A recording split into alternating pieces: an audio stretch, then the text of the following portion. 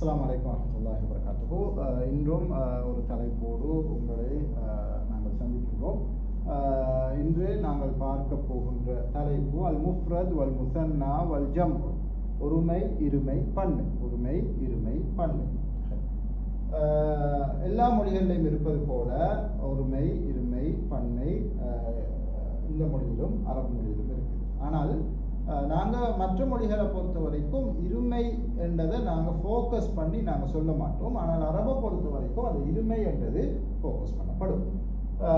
ஒருமை எங்களுக்கு தெரியும், ஒரு பொருளை காட்டக்கூடியது. இருமை இரண்டு பொருட்களை காட்டக்கூடியது. பன்மை அதை விட அதிகமாக பொருட்களை காட்டக்கூடியது. இப்போது நாங்கள் இதை ஒரு ஓர்டருக்கு நாங்கள் பார்ப்போம். இதில் தரப்பட்டு இருக்கிற இந்த விஷயங்களை நாங்கள் பார்ப்போம். ஒருமை அல் முசன்னா இருமை, அல் ஜம்உ பன்மை. முஸ்லிமோன் ஒருமை, முஸ்லிமானி இருமை, முஸ்லிமானி இருமை, முஸ்லிமானி இருமை, அல் முஸ்லிமூன பன்மை, முஸ்லிமூன பன்மை. யௌமுன் ஒருமை, யௌமானி, யௌமானி இருமை. அதே போல ஐயாமுன் அதனுடைய பன்மை. தபீபத்துன் ஒருமை, வைத்திய பெண். தபீபத்தானி, தபீபத்தானி இரு வைத்திய பெண்கள். அதே போல தபீபாத்துன் வைத்திய பெண். ஜாமிஅத்துன் பல்கலைக்கழகம், ஜாமிஅத்தானி ஜாமிஅத்துன்.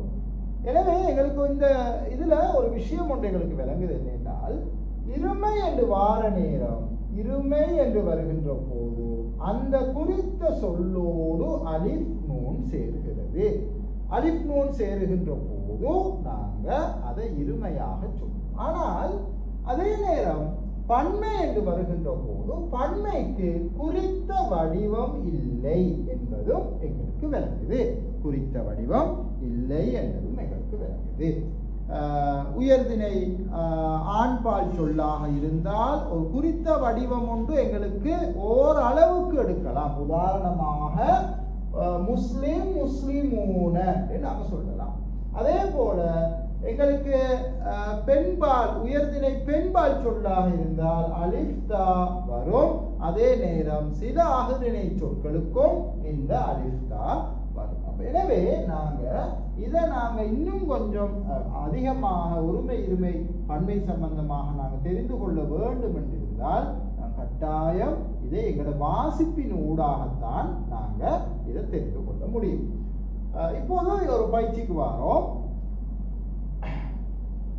கலிமா வார்த்தை, கலிமா வார்த்தை, இதனுடைய இருமை கலிமத்தானி, கலிமத்தானி. அதே போல இதனுடைய பன்மையாக நாங்கள் சொல்லலாம் கலிமாத்துன், கலிமாத்துன், கலிமாத்துன். அதே போல ஹதாரத்துன், ஹதாரத்துன். எங்களுக்கு தெரியும் ஹதாரத்துன் என்றால் நாகரீகத்துக்கு சொல்லுவோம். அப்ப எனவே அதனுடைய இருமை சொல் ஹதாரத்தானி, ஹதாரத்தானி. அதனுடைய பன்மை சொல் ஹதாராத்துன், ஹதாராத்துன். மதரசத்துன், மதரசத்தானி. அதனுடைய பன்மை சொல் மதாரிசு, மதாரிசு. எனவே ஏற்கனவே நான் சொன்னது போல இதற்கு இந்த வடிவம் தான் என்று எங்களுக்கு சொல்ல முடியாது. இந்த வடிவம், இந்த குறித்த வடிவத்தில் தான் பன்மை வரும் என்று சொல்லி எங்களுக்கு சொல்ல முடியாது. பலதுன் எங்களுக்கு சொல்லலாம் பலதானி.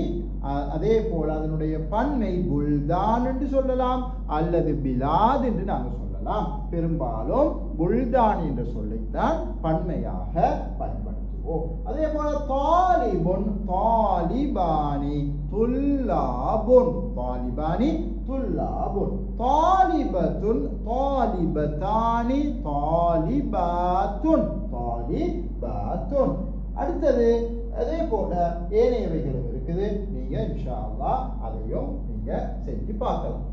நாங்க இப்போது இன்னும் ஒரு சொல்லுக்கு, இன்னும் ஒரு பயிற்சிக்கு நாங்க வரோம். இன்னும் ஒரு பயிற்சிக்கு நாங்க வரோம். நல்லதொரு பயிற்சி. இதுக்கு முன்னால் இருந்த பயிற்சியை நீங்க பூர்ணப்படுத்துங்க. நீங்க பூர்ணப்படுத்துவதனூடாக நீங்களும் இதை செய்து பார்க்கலாம். அபி வ அஹி முசாஃபிரானி, எனது தந்தையும் சகோதரனும் பயணம் போகிறார்கள். ஏன்? இருமை வந்திருக்குது.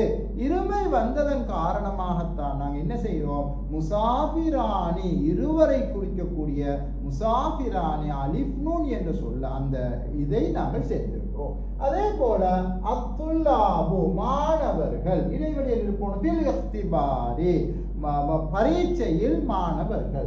நாஜிஹுன் என்ற ஒருமை, நாஜிஹானி இருமையை காட்டும். அதே போல நாஜிஹூன அவர்கள் சித்தி அடைபவர்கள் அல்லது சித்தி அடைவார்கள். அப்ப எனவே இதுதான் பன்மையை காட்டக்கூடிய சொல். அப்ப எனவே நாங்கள் சொல்வோம் இதுதான் இதனுடைய விடையாக வரும்.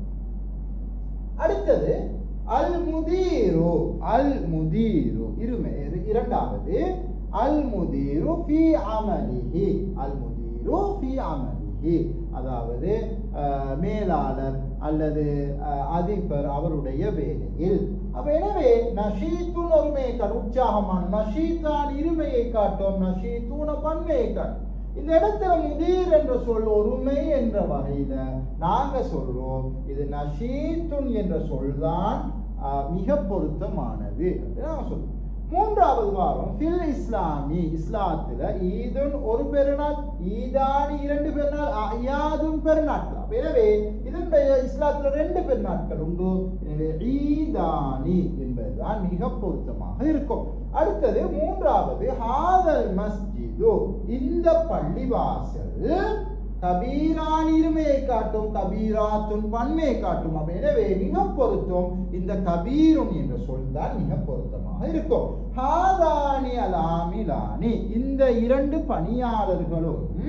அப்ப எனவே இருமை வந்துட்டு, இருமை வந்தால் எங்களுக்கு தெரியும் அந்த இடத்துல அதனுடைய பண்பு சொல்லும் இருமையில தான் வரணும். தய்யிபானி என்றது வரும்.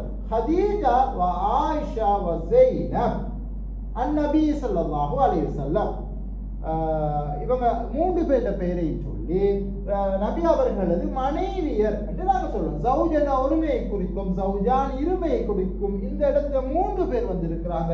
எனவே ஜவுஜாத்து மனைவியர்கள் என்ற கருத்தை குறிக்கும். எனவே இதுதான் மிக ஜவுஜாத் என்று சொல்தான் மிக பொருத்தமான சொல்லாக அந்த இடத்துல இருக்கும். நாங்கள் இதோட இந்த பாடத்தை நாங்கள் முடிச்சு கொடுப்போம்.